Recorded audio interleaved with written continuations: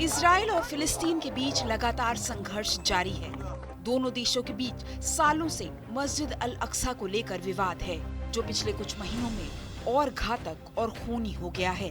दोनों देश लगातार एक दूसरे पर हमले कर रहे हैं और इसी कड़ी में 13 साल के एक फिलिस्तीनी लड़के ने यरूशलेम में 2 इजरायली नागरिकों को गोली मारकर घायल कर दिया। पुलिस के मुताबिक वहां मौजूद लोगों ने उस लड़के पर जवाबी फायरिंग की और उसे घायल कर दिया।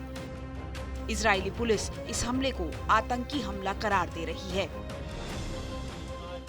एक 13 साल का आतंकवादी यहाँ यरूशलेम में डेविड शहर पहुंचा। वो नागरिकों पर घात लगाकर वार करने का इंतजार कर रहा था। 13 साल के आतंकवादी ने 5 नागरिकों के एक समूह पर गोलियां चलाई। इनमें से 2 की हालत गंभीर है। जिन नागरिकों के पास लाइसेंस वाले पिस्टन थे, उन्होंने आतंकी पर गोली चलाई। आतंकी अभी अस्पताल में।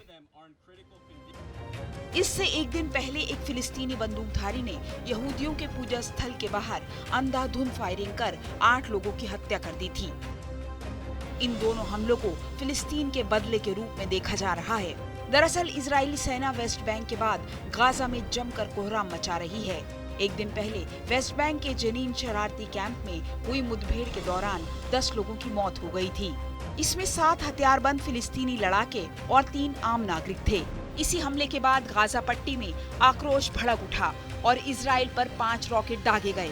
इसके जवाब में इजराइल ने रात भर गाजा पर हवाई हमले किए।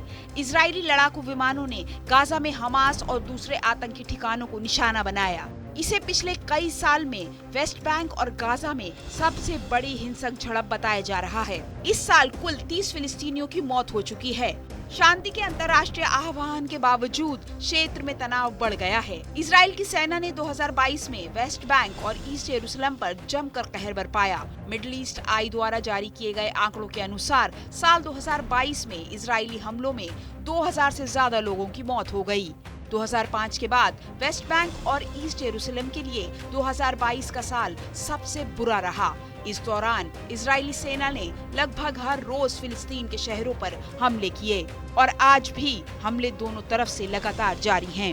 गौरतलब है कि हाल ही में इजराइल के राष्ट्रीय सुरक्षा मंत्री एतमार बिन गाविर ने यरूशलेम में अल अक्सा मस्जिद परिसर का दौरा किया था। इसके बाद तनाव और बढ़ गया। बाद में उन्होंने ये भी कह दिया कि इजराइल में किसी भी तरह का फिलिस्तीनी फ्लैग नहीं लगाया जाएगा।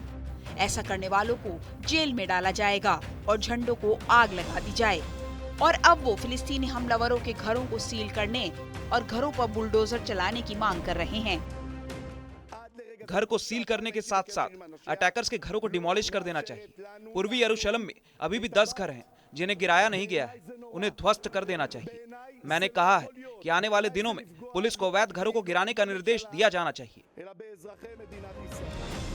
इस बीच दर्जनों फिलिस्तीनियों ने शुक्रवार की नमाज के बाद अल अक्सा मस्जिद परिसर में विरोध प्रदर्शन किया और गाजा में प्रतिरोध करने वालों के समर्थन में नारे लगाए। मक्का और मदीना के बाद अल अक्सा मस्जिद को इस्लाम का तीसरा सबसे पवित्र स्थल माना जाता है।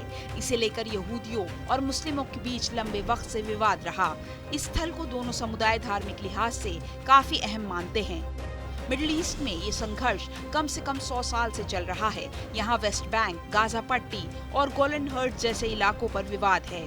फिलिस्तीन इन इलाकों समेत पूर्वी यरूशलेम पे दावा जताता है। वहीं इजराइल यरूशलेम से अपना दावा छोड़ने को राजी नहीं।